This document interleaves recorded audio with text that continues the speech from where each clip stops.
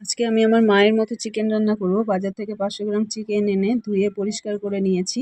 এবারে গ্যাসে একটা কড়াই বসিয়ে কড়াইটা গরম হলে তেল দিয়ে তেলটা গরম হলে আলুগুলো ভেজে নেব। আলুটা ভাজা হয়ে গেলে আলুটা তুলে ওই একই তেলের মধ্যে দুটো শুকনো লঙ্কা, জিরে আর গোটা গরম মশলা ফোড়নে দিয়ে এবারে দিয়ে দেবো পেঁয়াজগুলো। পেঁয়াজটা ভাজা হয়ে গেলে এবারে দিয়ে দেবো আদা রসুন বাটাটা।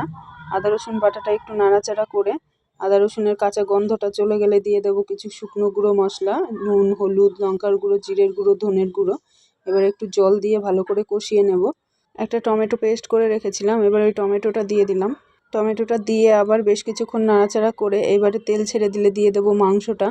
মাংসটা ভালোভাবে মশলার সঙ্গে মিশিয়ে এবারে আলুগুলো দিয়ে সব কিছু ভালোভাবে মিশিয়ে কিছুক্ষণের জন্য একটু ঢাকা চাপা দিয়ে দেবো।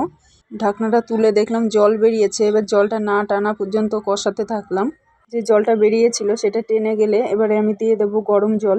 ভালোভাবে নাড়াচাড়া করে এবারে একটু ফোটা অবধি অপেক্ষা করব। ফুটে উঠলে এবার ঝোলটা শুকিয়ে এলে ধনেপাতা দিয়ে নামিয়ে নিলে রেডি হয়ে যাবে চিকেনের পাতলা ঝোল। ভিডিওটি ভালো লাগলে একটি লাইক করে দেবেন।